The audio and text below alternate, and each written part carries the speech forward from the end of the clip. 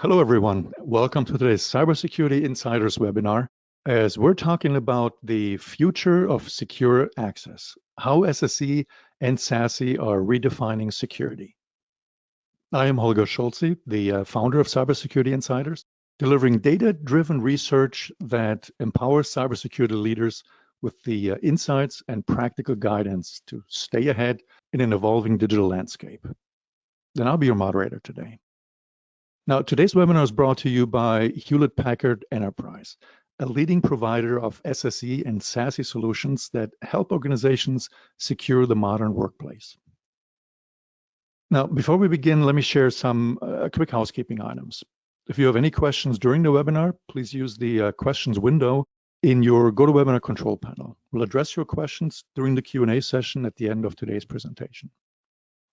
Additional materials about the HPE SSE platform are available for download in the handout section, including the definite guide to SSE and the 3 steps to SSE success. All right, let's get started. Now, in today's webinar, we're diving into the exciting future of secure access. We'll uncover how SSE and SASE are transforming the security landscape in our industry. And we'll also share some of the compelling insights from the new 2025 SSE Adoption Report produced by Cybersecurity Insiders and HPE, which captures the perspectives of over 700 cybersecurity professionals and their views on the current state of the business, including SASE and Zero Trust and SSE adoption. Now, without further ado, it is my pleasure to introduce today's expert presenters for our deep dive into the state of secure access. First, please welcome John Spiegel. And John is Field CTO at Hewlett Packard Enterprise. Welcome, John. Thank you for presenting today. Thank you for having us, Holger. Excellent. Next, I'd like to welcome Jaye Tillson. And Jaye is also Field CTO at Hewlett Packard Enterprise. Hello, Jaye. Hello, Holger. Hello, John. All right. Well, to set the stage for our conversation, John and Jaye, let me ask you, can you share with us how the business landscape is shifting and what challenges this shift presents from a cybersecurity perspective? Yes, of course. Really, the business landscape has undergone a profound transformation, really, over the past 5 years. We've seen the rise of cloud. We've seen the rise of hybrid work, which is now approximately, depending on your survey data, somewhere right around 71% of the workforce. Cloud adoption has increased. We've seen as well more evolving regulatory pressures. So hybrid work has decentralized corporate networks, has made the traditional perimeter obsolete, and organizations now are relying on solutions like Zero Trust, SASE, and endpoint protection to provide and safeguard remote access for their employees and their devices.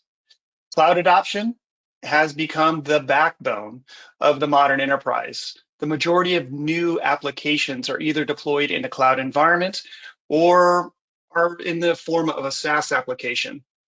And businesses, they must secure those SaaS platforms, those cloud applications, and enforce identity-based access, monitor third-party integrations to prevent data leaks and cyber threats, and then as well start to deal with some of the new regulations like GDPR or California's Consumer Privacy Act, which mandate stricter data governance, requiring organizations to enhance data protection, transparency, and customer rights.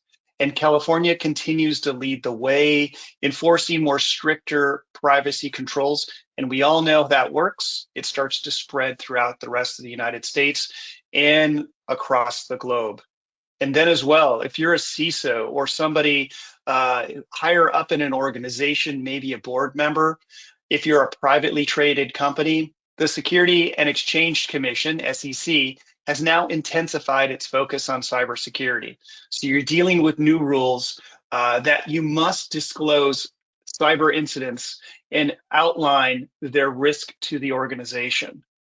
So the landscape, it's evolving, it's transitioning rapidly, and it's difficult to keep up when you have a lot of legacy architectures? So as John has just mentioned, the report really highlights the fact that hybrid work is becoming the norm, with 71% of organizations adopting it for their staff. The report also shows that the rest of the workforce is split 16% fully remote and 13% in the office. This means that the bulk of organizational staff are working remotely on a regular basis. And the issue is that the bulk of these staff, we are still using the hub and spoke design. And when you look at that design, it was designed in the 90s, and it forces us to route traffic in non-optimal ways, with everything being backhauled onto our corporate networks. And this design is really reliant on application-based products that are tethered to our data centers, focused on protecting the network versus protecting users' access to applications. This design may have worked when all of our data and our users were inside of the castle and moat and protected, but this is no longer the case. As John just mentioned, companies are going with this cloud-first approach. So why is our security stack still data center focused? And why are we still backhauling all of this traffic? This old design really is risky, and it's complex, and it's difficult to manage, specifically around VPN solutions. Applications are now everywhere. They're running on platforms as a service or software as a service. And in our new hybrid world, our workforce are connecting from anywhere.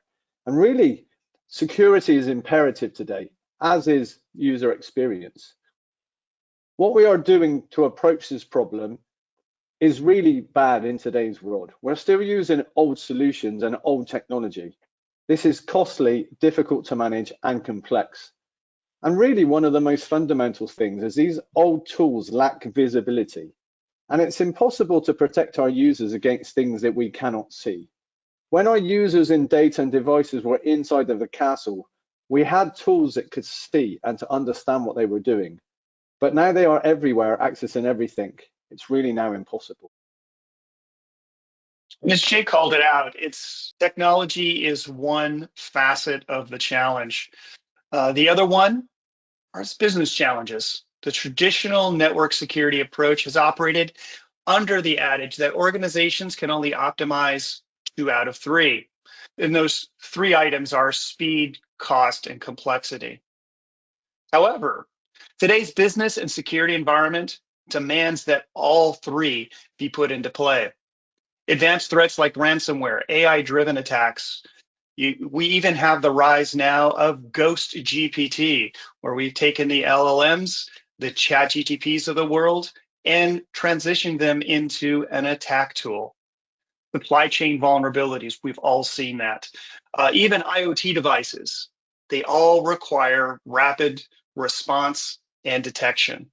At the same time, businesses must also manage their costs in an ever-tightening budget environment while maintaining security across hybrid workforces and multi-cloud environments.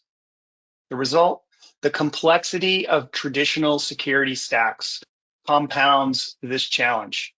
Many enterprises rely on a patchwork of solutions, as Jaye called out: firewalls, VPNs, CASBs, endpoints, so on and so forth. What does this lead to? Gaps in policy, misconfiguration, and an overwhelming volume of alerts. And cloud security further complicates the matter. It requires consistent, constant controls over SaaS, IaaS, and as well the on-prem environments. And you have to do this without slowing down productivity. So organizations must now balance security, efficiency, and the user experience simultaneously.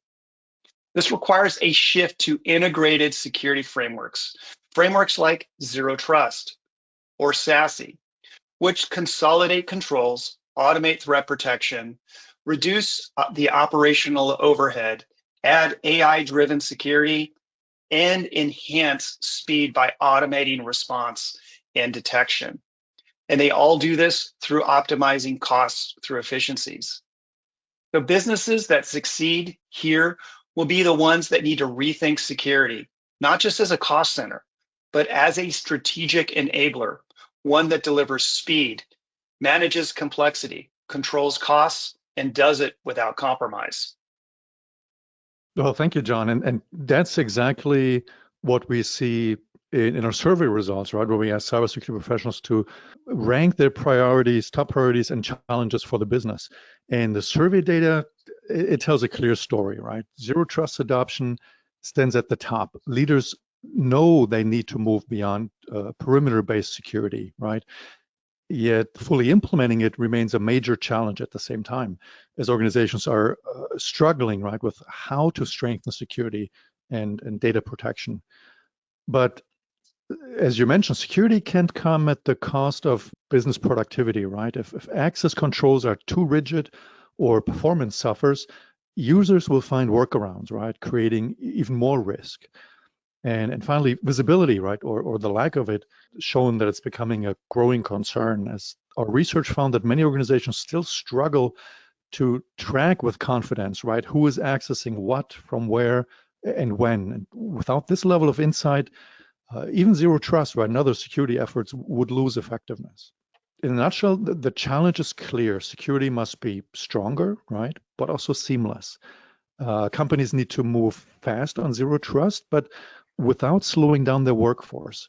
And visibility gaps must be closed, right, to stop attackers from slipping through unseen. And with that in mind, let me ask you, John and Jaye, as companies accelerate their zero trust strategies, right, and secure access for their hybrid workforce, what do you see as the most overlooked challenge? Is it things like balancing security with user experience, improving visibility, or something else?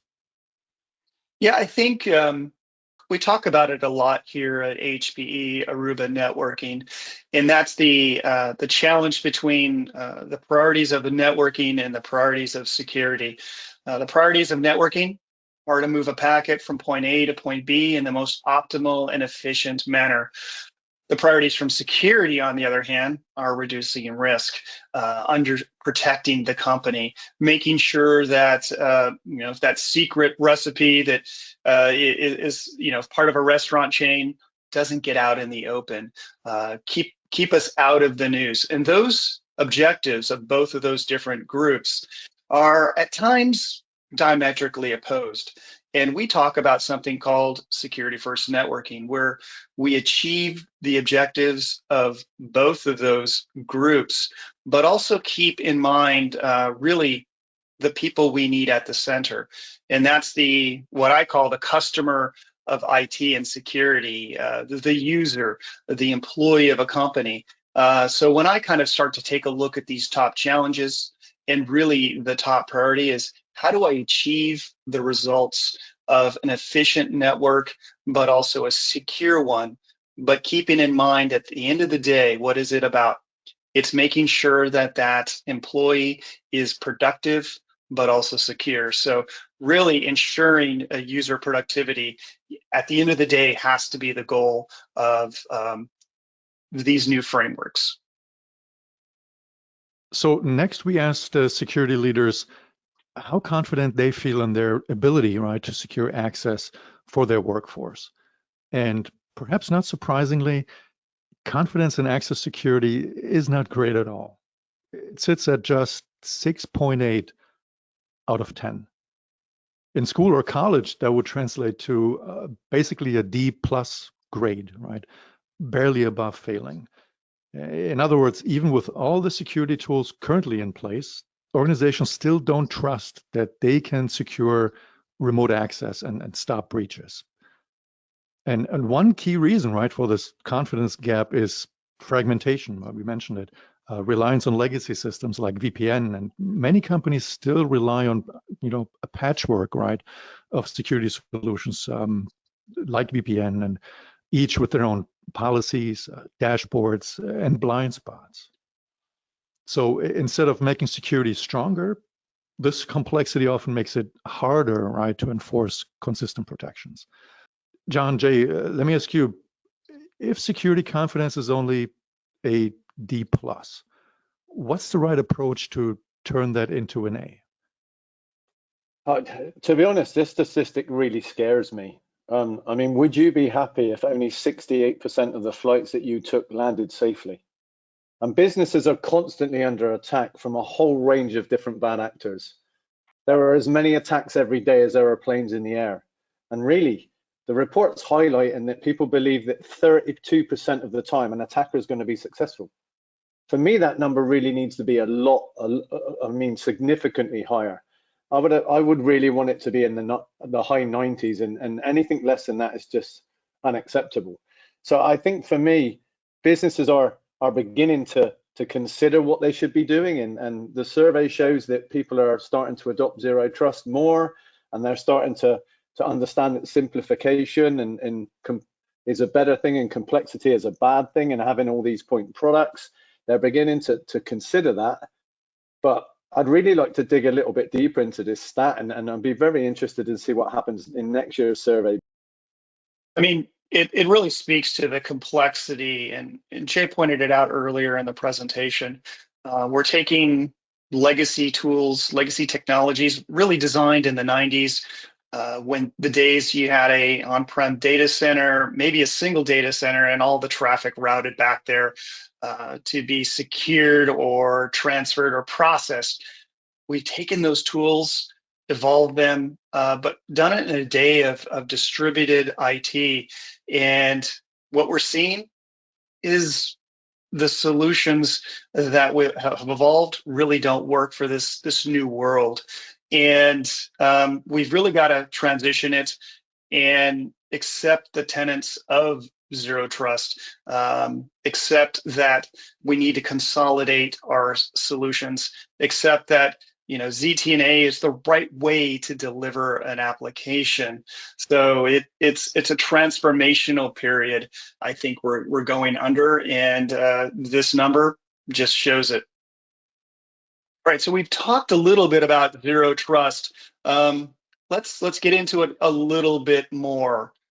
And it's a word that, or really an acronym, that's really gotten a lot of buzz around it, some good, some bad, but it's really about a strategy that you need where users can be anywhere, anytime, accessing critical resources, whether they're on-prem or in the cloud. The shift has made the traditional perimeter-based security models obsolete.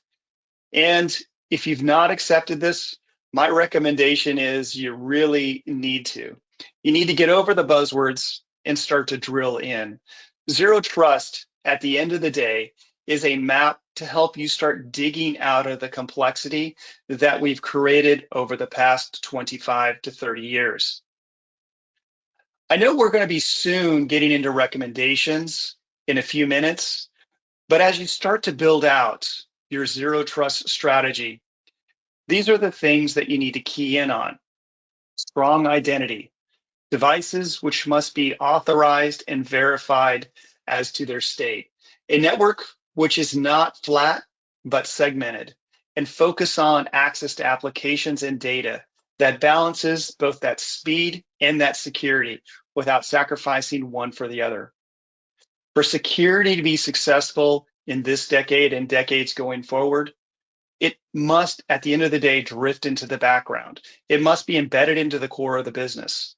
And that is the reason why I am very bullish on the strategy of zero trust. It's not just about security. It's also, in my mind, a business strategy as well. Let's move on to that report and start to talk about some of the adoption that we've seen with zero trust. Yeah, thank you, John. So let's take a look at that progress, right? You mentioned on the journey to zero trust. And according to our research, security teams say they're, on average, only 47% of the way through that journey. And that means even the organizations actively working towards zero trust, right, still have more road ahead of them than behind them. So, John, Jaye, with most companies not even halfway through their zero trust journey, what are the biggest roadblocks, if you will, slowing them down? Like, is it technical complexity? Is it budgets, cultural resistance, something else? I think for me, being based in EMEA, this number is probably higher than I would have thought. And the reason I say that is because I speak to people on a daily basis that still don't really fully understand what zero trust is or what the benefits are to them. So we have talked about the change in workforce and the regulatory pressures and the need to simplify environments. And historically, we've created really flat open networks to make things easy for our users, that castle and moat that I mentioned before. But this has created this huge attack surface for attackers to go after. But also, John mentioned that these things tend to start in California and then they spread across the globe. So we are seeing more and more regulation coming in within this too, within GDPR. We are starting to see more and more people understand what zero trust is and what those benefits are. But really, this number does seem a bit high. I also think that, and we've talked about this before, that zero trust is pretty much it is a journey. It's a strategy and it's a business one, and people are going to go on this journey.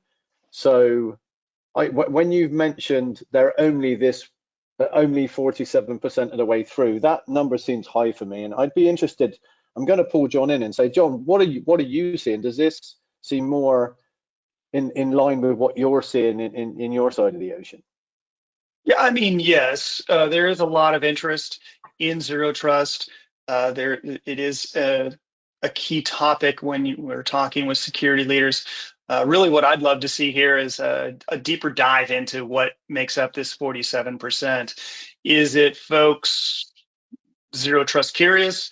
Are they starting the process? Are they starting to map out, their identity infrastructure to, right size it for a push into zero trust?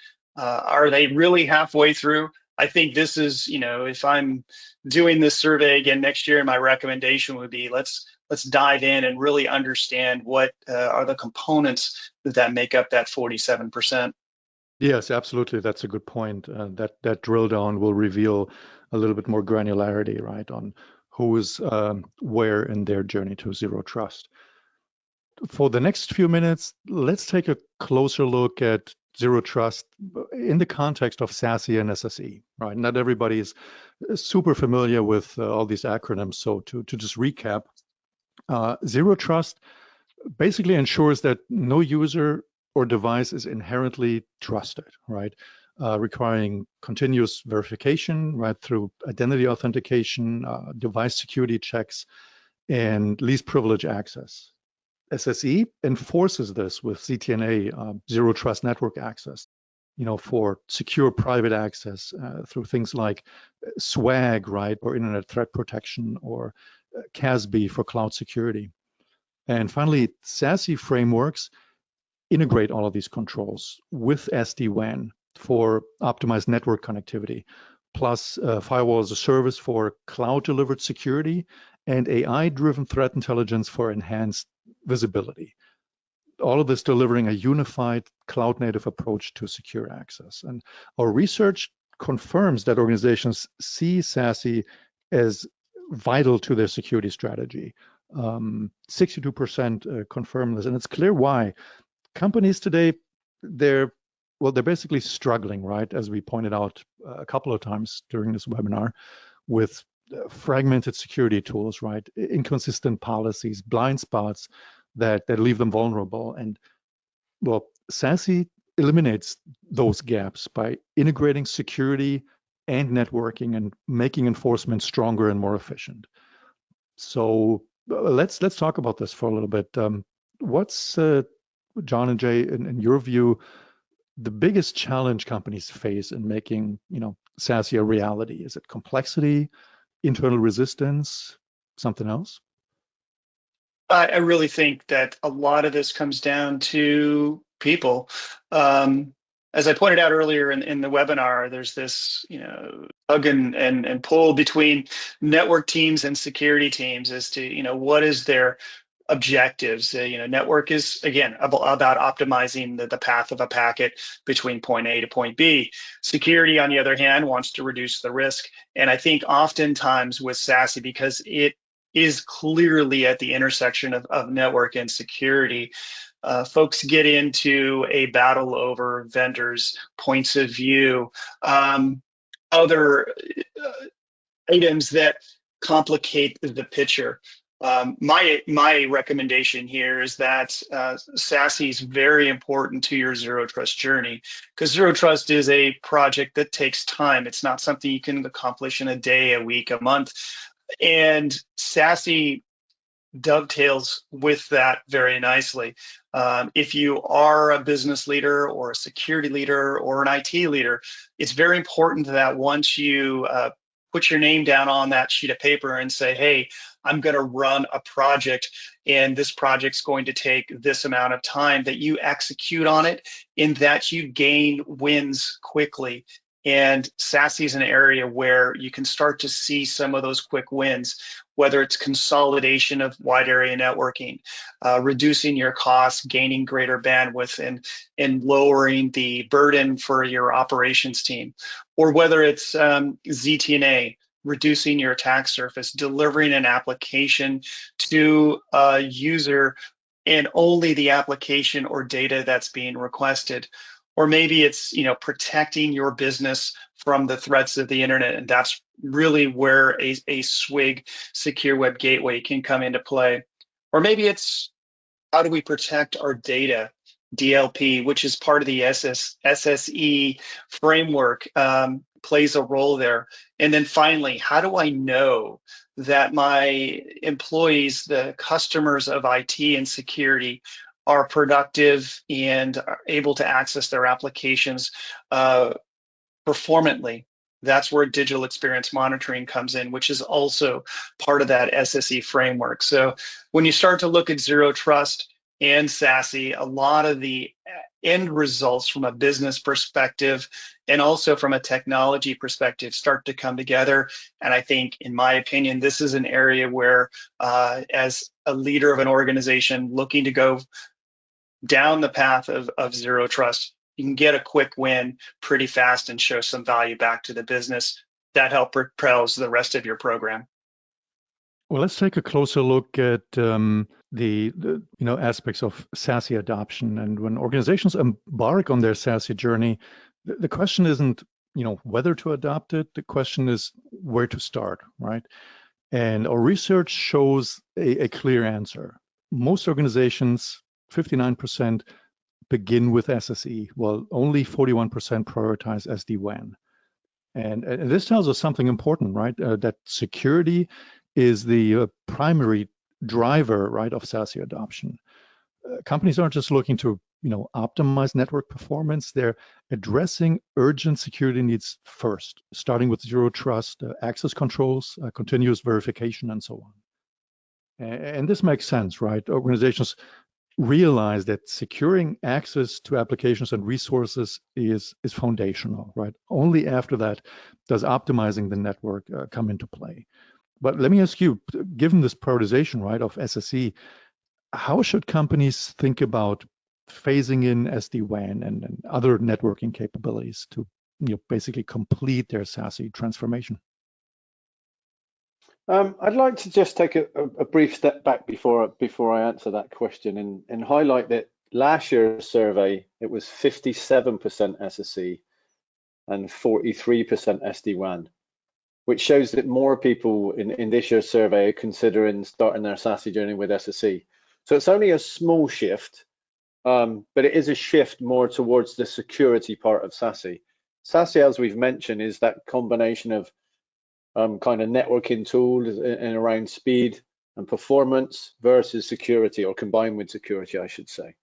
And to be honest, this is what I'm hearing in the field. So it doesn't shock me. And it's really because of all those things we've talked about. It's because there's a change in workforce. It's because of the rise in those regulatory pressures. And really, it's the need from companies to raise their security bar.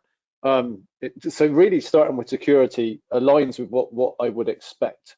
But your question around SD-WAN is how do they bring those two together?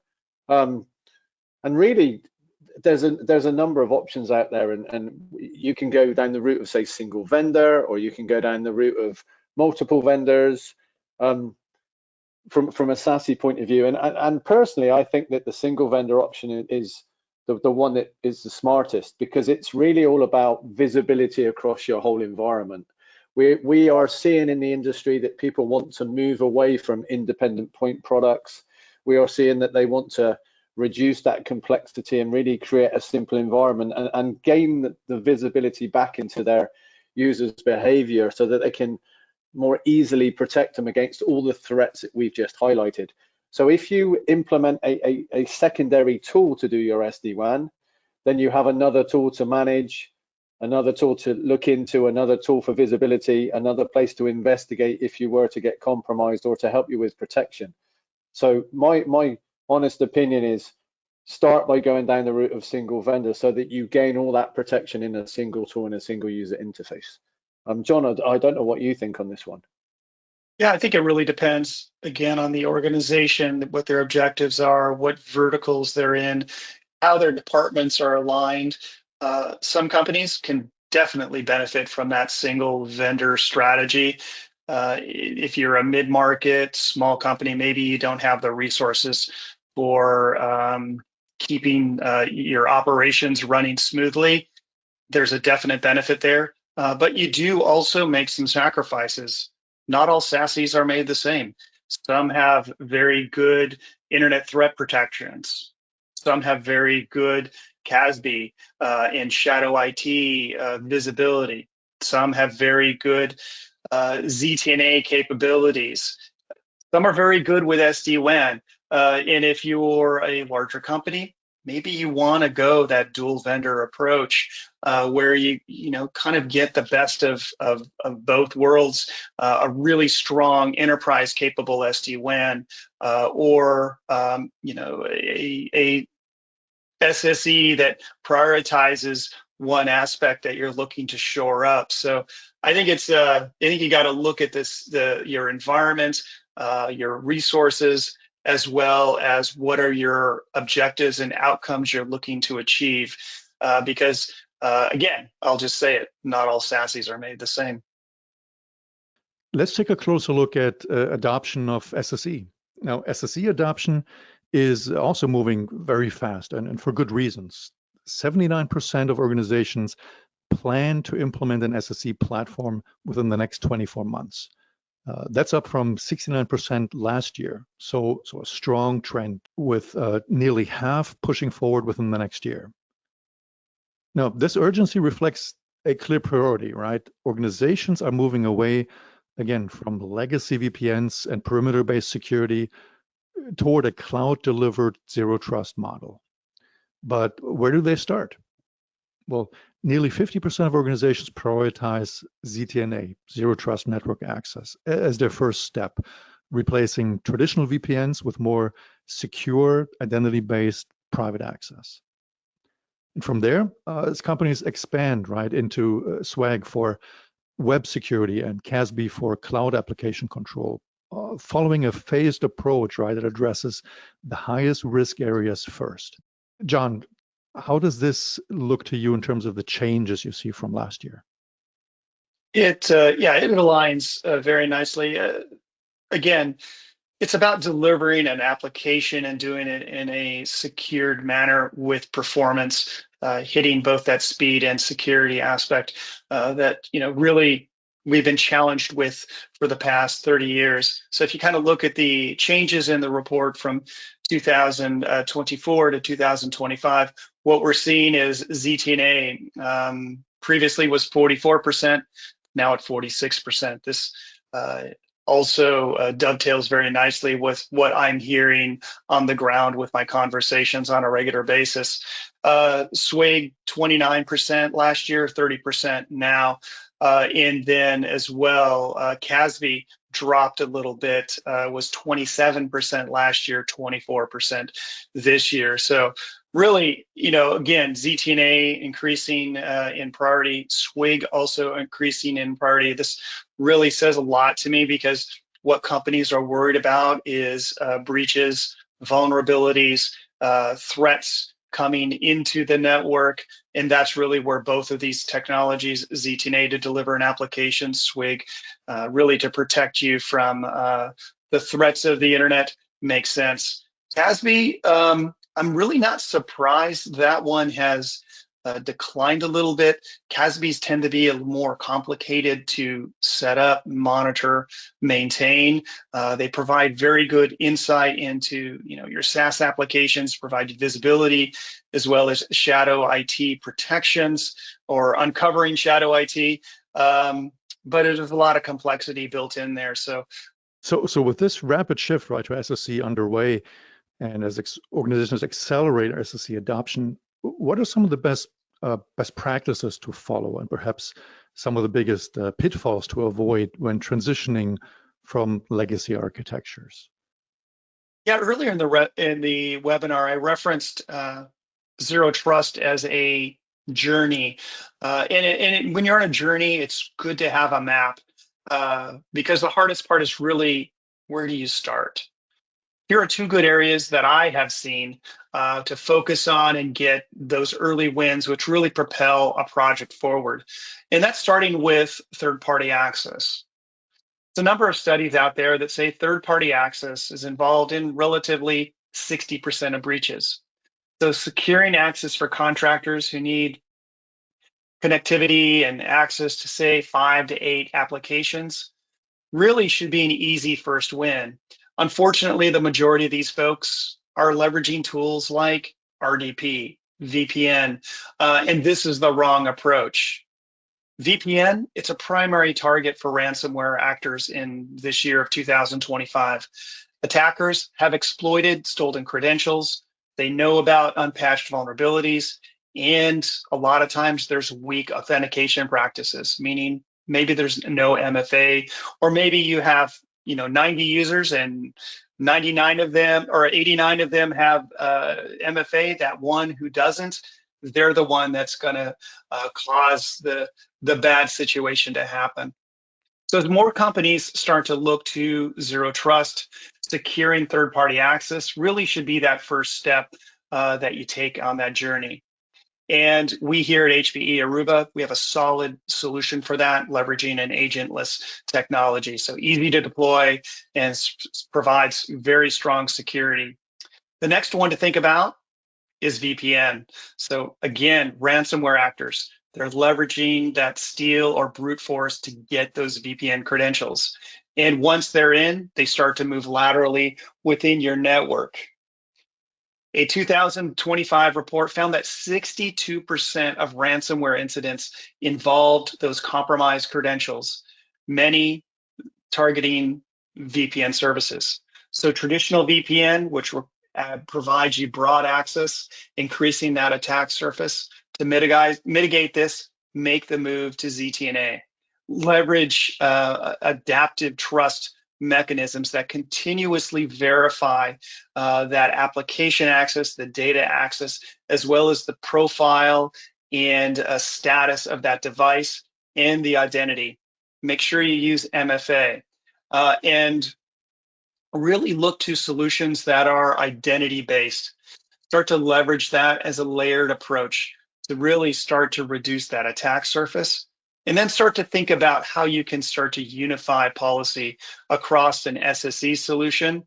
And then also long-term, start to look at how you can leverage that policy, not only for SSE or SASE, but then start to think about how you can take that policy down to the network layer, whether that's in a campus or a branch scenario. I think that's really the objective at the end of the day.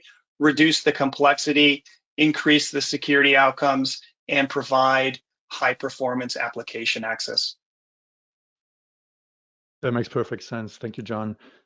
Now, let's take a look at the resources, right, to fund all of this transition to secure access.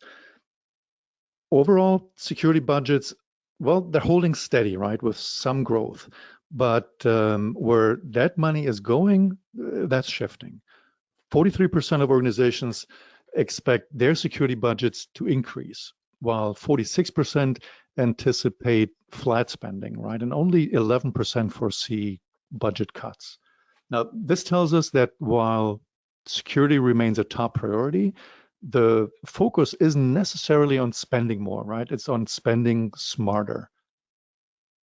And with, 79% of organizations planning to adopt SSE within the next 24 months, budget decisions are aligning with security modernization, right? And instead of layering additional point solutions, many companies are consolidating, moving away from fragmented tools, right? And investing in unified platforms that integrate ZTNA, SWIG, and CASB to combine stronger security, simplified management, and cost efficiency all at once.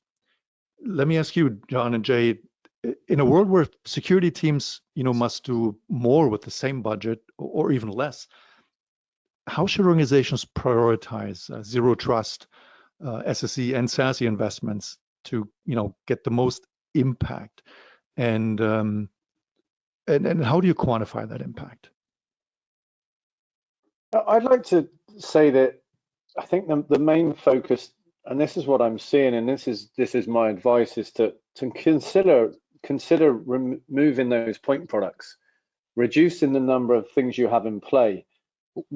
We're living in a different world, and we've discussed it throughout this presentation that cyber attacks are on the rise, legislation and regulation are changing, but we're still using the old design to protect our environments. And if you combine all of this is really what's driving this idea of zero trust. And everyone I speak to wants simplification, wants less complexity. We know that complexity really breeds poor design for security. One of the biggest issues I'm seeing is the risk of legacy tools in this castle remote world that people are still using and still designed for. And John called it out. A lot of this is specifically around VPN, and organizations are understanding the risks of VPN. They will be seeing it in social media, they'll be seeing it in the news, they'll be understanding that VPNs are under compromise, and this is really what's driving this movement towards SSE and SASE. And security is no longer a nice to have, it's actually a must. It can no longer be an afterthought. Historically, it's always been something that we've thought about after, and really for me that's really a bit like locking the stable door after the horse is already bolted. And in this new world, security really has to be a priority, and it has to be considered in every project and really built into things from the start. From the conversations I'm having in the field, it really mirrors the results that you're showing and that we've seen in the report. Yes, there is a shift in budgets. Maybe they're flat, but we certainly know they're moving towards security with a security focus in mind. And I'm seeing that security teams are gaining more resources and they're having more power in decision making. And I personally think this is a good thing. IT and security teams really need to work together to fight against the bad guys. So my advice really is bring your IT and security teams together. This is all about teamwork. It's about people as much as it is about technology. But also look at where your crown jewels are. And John Kindervag talks a lot about protect surfaces, and he talks around putting protect surfaces around those crown jewels. So sit down, understand what those crown jewels are, and this will be a business by business decision, but protect those in the beginning and then start the journey. And at the moment, in all fairness, I believe the crown jewels are really need to be protected by the risks of VPN and moving away from those legacy tools. John, I'm going to bring you in and see what you think. No, I think you nailed it on the head here. At the end of the day, it is a business decision, and whether your budget is increasing, decreasing, or no change, you've got to create a business case to make the transition to this new model, whether it's zero trust or SSE or SASE. And we've done some work here at HPE to help you, the business leader, justify a project, whether it's in zero trust or SSE, or even, as you mentioned, replace that VPN gateway. We're here to sit down with you, work with you, help you build out that business case so you can take it to your finance team, your leadership, and really, clear the way out to make a move in the right direction. The numbers you're seeing here really look like wow numbers. And if I'm honest, yeah, they are wow numbers. but these are real numbers. These are numbers that we have sat down with peers of yours and had conversations on, looking at their portfolio of solutions, their spend, trying to understand, where can a solution like SSE, ZTNA, SASE add value? What sort of returns can you get from a project like this? And these are the numbers, when we start to sum them up, that we're seeing a decrease in the chance of a risk involving data. Time savings. This is again where we're, bringing that intersection between the objectives of networking and the objectives of securing and keeping that employee, that knowledge user, in the center of that always. And then finally, sunsetting, as Jaye has pointed out, a lot of these traditional heritage applications, these point solutions that have evolved or have spread out throughout your security and networking portfolios. Taking a look at them, looking to consolidate them, transition them into software as opposed to hardware. We're seeing some really good infrastructure savings there as well. So if you're interested in this, reach out to us. We have a team we call the AVA team that are willing to work with you, sit down with you, and have a conversation and start to pencil out that return on investment so you can fund a project in this space. Those are strong numbers, very impressive. So should we answer a few of the audience questions that have come in over the last half an hour or so? Yes, sounds good. Cool. Now, before we dive in, just a quick note to everybody in our audience. We would love to hear from you and hear what's on your mind. So if you have any questions that you'd like us to address, please type them into the questions window on your GoToWebinar control panel. And this is a great chance, right, to tap into the expertise we have here today. All right, let's see. The first question, and that's circling back to the security confidence score of 6.8 we discussed earlier. What would you say is a good score for confidence and security, and how can you achieve it? It's a very good question. I'd like to go back to my analogy about flying on a plane. I'd certainly like to see 99% if I could in security. How do you achieve it? That's a bit more of a longer answer. I honestly think zero trust is the right direction to go. I think all of the things we've talked about today, if you have a VPN, and more than likely you do, it's under pressure, it's risky, that's a good place to start. But I'll bring it back to what John Kindervag says about protect services and about the crown jewels. Sit down in your business, understand what other things that are most important for you to protect, and protect them. Is that a specific set of files on your file server? Is that something in SharePoint? Is that something in the cloud? Is that your user environment? It will depend on your business, but that's a good place to start, where your crown jewels are. Protect those first. John, what do you think? Yeah, I certainly agree. I'm not going to throw a number out there because this is a constant evolution. So what I would recommend that folks do is, be honest about your confidence in your current security stack, and then start to think about how you can increase that number. If you can start to gamify it with your team, and maybe also reach out to your peer technology groups. Maybe that's networking, maybe that's the endpoint team, maybe that's an application team. Start to bring them into the process, because at the end of the day, security teams don't stand alone.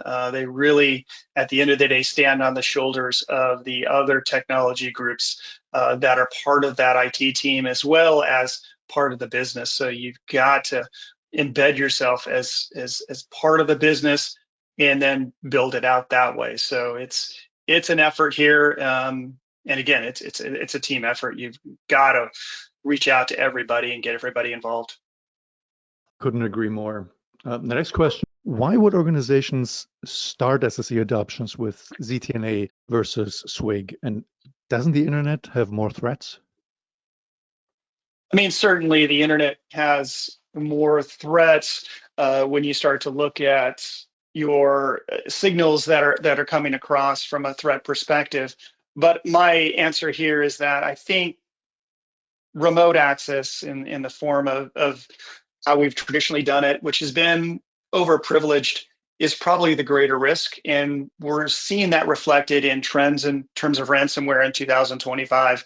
The actors out there, whether they're in Eastern Europe or in Asia or even in North America, are targeting VPNs because they know that these devices are full of vulnerabilities. If you go look at your CVEs, your top CVEs, you can see that. Just read the news. These devices that have been around since, as Jay pointed out, the 90s, are getting long in tooth and therefore present risk. On top of that, the impact of credentials that have been harvested, maybe weak passwords, maybe that one user that's missing MFA. It represents, a prime opportunity for those threat actors to get into your network. And then critically, what does VPN do? It allows for lateral movement. And that's why we're seeing, this push toward ZTNA as being an area of adoption versus the SWIG, which some of that can be covered with your traditional NGF firewall. But I think, the greater question is, it's not really about do one over the other. I think at the end of the day, you need to do both, and bringing both of those together where you're protecting or delivering that application with speed and performance and security, and as well adding another layer on top with a SWIG, that's really the right answer. So look for maybe prioritize that ZTNA, but quickly bring in the SWIG is probably the right answer here. All right, so the next question, and it's something we touched on earlier in the webinar, how would you suggest businesses handle budget cuts that they might be facing this year in light of recent news? We've talked a little bit about having multiple different point products in play. The security stack historically was within the data center, and it was many different versions of or many different hardware applications, different software, and really SASE and SSE is about consolidation. SSE brings together multiple point products like ZTNA to replace your legacy VPN, Secure Web Gateway, CASB, DLP, and DEM. So as John mentioned, we actually have a tool that can help people with this. It's a good opportunity to give us a call and talk through with us how we can help build a business case. And this is about consolidating those products, becoming more secure, adding simplification, and also reducing budget. So it's a good opportunity. Give us a call. Excellent. I think we have time for one more question. And the question is, what does halfway progress to zero trust look like? And where do people go from there? I think halfway is a good way to be with zero trust. Zero trust, it's a strategy, it's a roadmap. It is a journey that you have to go down. And if you're halfway through, you're doing great compared to your peers.